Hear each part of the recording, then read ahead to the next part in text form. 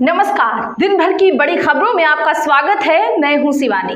आज की खबरों में बात होगी फ्लाइट भरकर विदेश से लाए फर्जी वोटर्स, डलवाए वोट, एफआईआर, क्या दोबारा होंगे विधानसभा चुनाव की, और जो टीएमसी छोड़कर जाना चाहता है चला जाए। अचानक ममता का आर पार का ऐलान की, वहीं रत्ती भर भी सच्चाई नहीं। अंबानी के चैनल पर क्यों भड़के मोदी, विदेश से फटकारा की। साथ ही मोदी के मंत्री को बड़ा झटका, बेटे की जमानत खारिज की। और खबर के अंत में बात होगी एक्टिविस्ट युवाओं पर अभद्र टिप्पणी, फंसे सीजीआई देनी पड़ी सफाई की। इसी के साथ आज दिन भर की सभी बड़ी और प्रमुख खबरों को जानेंगे विस्तार से। उससे पहले एक नजर सुर्खियों पर। मनी लॉन्ड्रिंग मामले में रॉबर्ट वाड्रा को प्री अरेस्ट बेल, ईडी की चार्जशीट पर कोर्ट में पेश हुए। कहा सरकार के इशारे पर काम करती हैं एजेंसियां।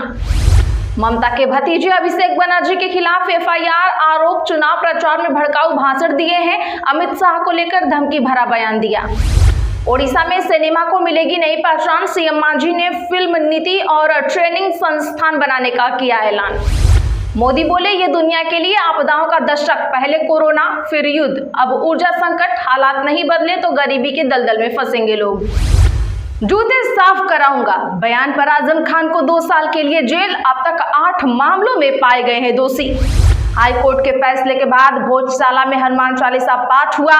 मां बाग देवी की हुई पूजा। श्रद्धालु बोले सालों बाद बिना रोक टोक दर्शन हो रहे। भारत में सूखा, भीषण गर्मी पड़ने की आशंका। सुपर अल नीनो मई जुलाई में एक्टिव होने के हैं आसार, सर्दी तक रहने की संभावना। इससे मानसून कमजोर पड़ सकता है। ममता राज में 1,69,00,000 लोगों को मिला था ओबीसी और SC/ST सर्टिफिकेट। शुभेंदु ने दिए जांच के आदेश। एनसीबी ने 1,82,00,000 रुपए की कैटागन ड्रग्स जब्त की। शाह बोले ये जिहादी ड्रग। नारकोटिक्स ब्यूरो ने ऑपरेशन रेजी पिल चलाकर पहली खेप करी जब्त। 2.5 साल बाद छत्तीसगढ़ आएंगे राहुल गांधी। चंपारण में 10 दिन का कांग्रेस प्रशिक्षण शिविर लगेगा। ओडिशा के जिलाध्यक्ष भी होंगे शामिल। बूथ स्तर तक मजबूती की है तैयारी। दिग्विजय सिंह बोले मैं घोर सनातनी हूं। उषा ठाकुर ने कहा क्या तुमने नर्मदा परिक्रमा की है। पूर्व मंत्री बोले पक्के सनातनी हैं तो मानते क्यों नहीं।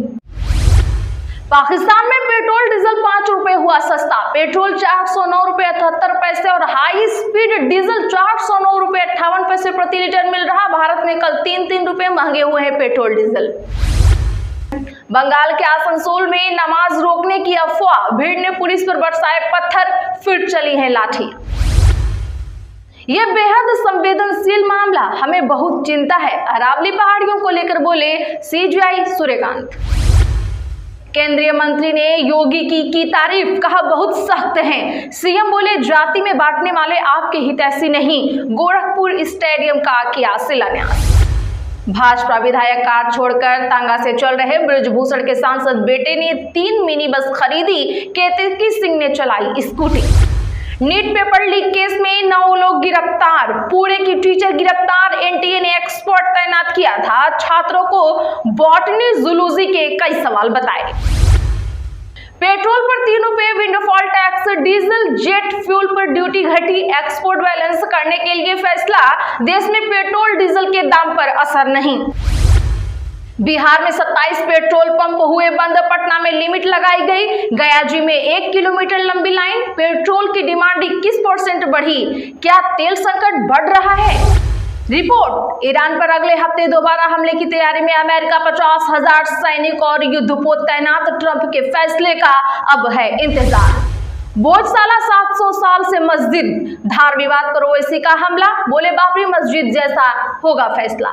चलिए जानते हैं हम बड़ी और प्रमुख खबरों को विस्तार से। उससे पहले वीडियो को लाइक करें, साथ ही आपसे रिक्वेस्ट खबरों को आखिर तक जरूर देखें।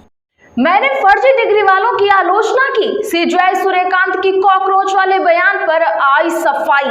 दरअसल बता दें कि भारत के मुख्य न्यायाधीश सूर्यकांत ने कल युवा पीढ़ी को लेकर दिए गए अपने एक बयान पर मचे बवाल के बाद आज स्थिति पूरी तरह से स्पष्ट कर दी है।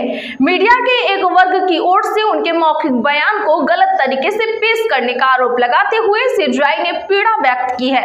उन्होंने सफाई देते हुए कहा कि उनकी टिप्पणी देश के युवाओं के खिलाफ नहीं बल्कि फर्जी डिग्री के सहारे व्यवस्था में घुसने वाले परजीवियों के खिलाफ था। मुख्य न्यायाधीश ने अपने आधिकारिक बयान में कहा, मुझे यह पढ़कर बेहद दुख हुआ है कि कैसे मीडिया के एक वर्ग ने कल एक तुच्छ मामले की सुनवाई के दौरान की गई मेरी मौखिक टिप्पणियों को गलत तरीके से पेश किया। मैंने विशेष रूप से उन लोगों की आलोचना की थी जो फर्जी और जाली डिग्रियों के सहारे वकालत जैसे क्षेत्रों में घुस आए हैं। ऐसे ही कुछ लोग मीडिया, सोशल मीडिया और अन्य प्रतिष्ठित पेशों में भी घुसपैठ कर चुके हैं, इसीलिए वे परजीवी की तरह हैं। सीजेआई ने युवाओं की आलोचना करने के दावों को पूरी तरह से आधारहीन और मनगढ़ंत बताया। उन्होंने देश की युवा शक्ति की सराहना करते हुए कहा, यह सुझाव देना बिल्कुल बेबुनियाद है कि मैंने हमारे देश के युवाओं की आलोचना की।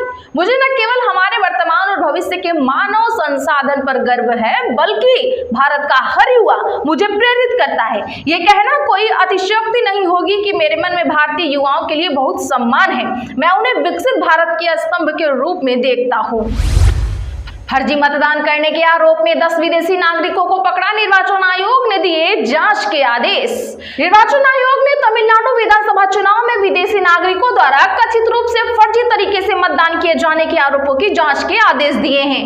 एक अधिकारी ने आज इसकी जानकारी दी। पुलिस ने हाल ही में एक रिपोर्ट सौंपी थी। रिपोर्ट में बताया गया कि 10 विदेशी नागरिकों को एयरपोर्ट से गिरफ्तार किया गया है। ये लोग वहां से फ्लाइट पकड़ने की कोशिश कर रहे थे। एयरपोर्ट अधिकारियों को उनकी तर्जनी उंगली पर लगी अमिट स्याही देखकर शक हुआ, जिसके बाद पुलिस को सूचना दी गई। पुलिस रिपोर्ट में ये सभी चीजें सामने आने के बाद आयोग ने इन्हें सही करार दिया है। चेन्नई पुलिस के अनुसार तमिलनाडु विधानसभा चुनाव 2026 में कथित तौर पर वोट डालने के आरोप में 10 विदेशी नागरिकों को 9 अलग अलग मामलों में गिरफ्तार किया गया है। इन्हें चेन्नई और मदुरई हवाई अड्डों से हिरासत में लिया गया। पुलिस जांच में पता चला है कि ये लोग श्रीलंका, ब्रिटेन और कनाडा के नागरिक हैं। पुलिस अधिकारियों ने बताया है कि आरोपियों ने मतदान करने के लिए फर्जी भारतीय पहचान दस्तावेजों का इस्तेमाल किया था। देश छोड़ने की कोशिश के दौरान उनकी उंगलियों पर लगी स्याही से मामले का खुलासा हुआ है। तो दर्शकों, क्या यही ज्ञानेश कुमार की तैयारी थी? कमेंट जरूर करिए। ममता बोली, जो टीएमसी छोड़कर जाना चाहता है चला जाए। कहा, जरूरत पड़ी तो खुद दफ्तर पेंट करूंगी। जी हां, बता दें कि आज पश्चिम बंगाल की पूर्व मुख्यमंत्री ममता बनर्जी ने कोलकाता में पार्टी कार्यकर्ताओं से टीएमसी के संगठन को नए सिरे से खड़ा करने की अपील की है। उन्होंने कहा कि हम पार्टी दफ्तरों को दोबारा खोलेंगे, उन्हें रगेंगे और मजबूती से काम पर लौटेंगे। जरूरत पड़ी तो मैं खुद भी दफ्तरों को पेंट करने के लिए तैयार हूं। इसके बाद उन्होंने कहा कि जो लोग दूसरी पार्टियों में जाना चाहते हैं वे पूरी तरह से आजाद हैं और वे किसी को भी जबरदस्ती रोक कर रखने में यकीन नहीं रखती। बैठक के दौरान ममता के भतीजे और पार्टी महासचिव अभिषेक बनर्जी भी मौजूद रहे। बैठक में ममता ने कहा कि चुनाव के नतीजों में भले ही टीएमसी को 80 सीटें मिली हों, लेकिन यह जनादेश की लूट है, इससे उनका हौसला नहीं टूटेगा। 21 मई को फाल्ता सीट पर होने वाले उपचुनाव के उम्मीदवार भी मौजूद ही थे। दरअसल फाल्ता में 29 अप्रैल को वोटिंग हुई थी, लेकिन ईवीएम छेड़खानी के आरोपों के बावजूद चुनाव आयोग ने वहां दोबारा वोटिंग करने का फैसला किया। 4 मई को आए 293 सीटों के नतीजों में बीजेपी को 207 सीटें मिली हैं। आपको बता दें कि ममता ने 4 मई को कोलकाता में एक प्रेस कॉन्फ्रेंस के दौरान कहा था, मैं सीएम पद से इस्तीफा नहीं दूंगी।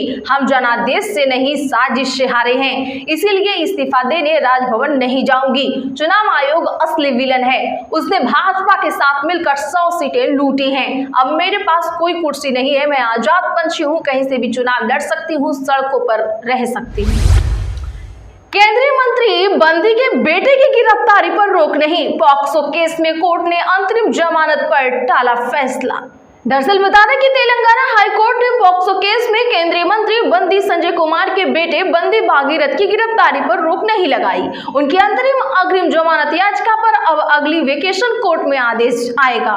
जस्टिस टी माधवी देवी ने आज याचिका पर सुनवाई की। सुनवाई करीब आधी रात तक चली। भागीरथ के वकील ने आदेश आने तक गिरफ्तारी पर रोक लगाने की मांग की, लेकिन कोर्ट ने इनसे इनकार कर दिया। 8 मई को 17 साल की लड़की की मां की शिकायत पर भागीरथ के खिलाफ केस दर्ज किया गया था। शिकायत के मुताबिक भागीरथ ने लड़की को सेक्सुअल हैरेसमेंट किया। पीड़िता के बयान के बाद पॉक्सो एक्ट की धाराएं जोड़ी गईं। पीएम मोदी बोले, विदेश यात्राओं पर टैक्स की खबरें गलत, विदेश जाने पर कोई रोक नहीं। बता दें कि प्रधानमंत्री नरेंद्र मोदी ने विदेश यात्रा पर भारत सरकार के टैक्स सेस लगाने की खबरों को गलत बताया है। उन्होंने एक पोस्ट में लिखा, यह पूरी तरह से गलत है, इसमें जरा सी भी सच्चाई नहीं है। उन्होंने लिखा कि विदेश यात्रा पर इस तरह की पाबंदियां लगाने का तो कोई सवाल ही नहीं उठता। हम अपने लोगों के लिए ईज ऑफ डूइंग बिजनेस और ईज ऑफ लिविंग को बेहतर बनाने के लिए पूरी तरह से प्रतिबद्ध है। मोदी का यह पोस्ट उन मीडिया पर आया जिनमें दावा किया गया कि भारत सरकार विदेश यात्रा पर टैक्स सेस सरचार्ज लगाने पर विचार कर रही है। इसके लिए हाई लेवल पर चर्चा हो रही है। वहीं आज एक बार फिर मोदी ने विदेश से जनता के मन में एक बड़ा डर पैदा कर दिया है। प्रधानमंत्री मोदी नीदरलैंड दौरे पर हैं। उन्होंने द हेग में भारतीय समुदाय को संबोधित करते हुए दुनिया के मौजूदा हालात पर चिंता जताई है। पीएम मोदी ने कहा कि आज मानवता के सामने कई बड़ी चुनौतियां हैं। ये दशक आपदाओं का दशक बन गया है। दुनिया पहले कोरोना, फिर युद्ध और अब ऊर्जा संकट से जूझ रही है। अगर हालात नहीं बदले तो बीते कई दशकों के काम पर पानी फिर जाएगा और दुनिया की बहुत बड़ी आबादी गरीबी के दलदल में फंस जाएगी। मनी लॉन्ड्रिंग मामले में रॉबर्ट वाड्रा को प्री अरेस्ट बेल, कहा सरकार के इशारे पर काम करती हैं सभी एजेंसियां। जी हां, बता दें कि दिल्ली की राउज एवेन्यू कोर्ट ने आज रॉबर्ट वाड्रा को सिकोपुर जमीन सौदा केस में प्री अरेस्ट बेल दे दी है। कोर्ट ने इस मामले में ईडी की चार्जशीट पर संज्ञान लेते हुए वाड्रा को समन किया था। जमानत देते समय कोर्ट ने कोई अतिरिक्त शर्त नहीं रखी है। सुनवाई के दौरान वाड्रा ने कहा कि ईडी सरकार के इशारे पर काम करती है और निष्पक्ष नहीं है, लेकिन मुझे देश की न्यायपालिका पर पूरा भरोसा है। वहीं ईडी के वकील शोएब हुसैन ने जांच की विस्तृत रिपोर्ट दाखिल करने के लिए 2 सप्ताह का समय मांगा है। उन्होंने अदालत को बताया कि एजेंसी अभी भी कुछ पहलुओं की जांच कर रही है और इसके लिए समय की जरूरत है। इस मामले में अब अगली सुनवाई 10 जुलाई को होगी। आज के लिए बस इतना ही। ऐसी ही खबरों के लिए चैनल सब्सक्राइब जरूर करें, बगल में घंटी के निशान को दबाना बिल्कुल ना भूलें। वीडियो को लाइक शेयर जरूर करें।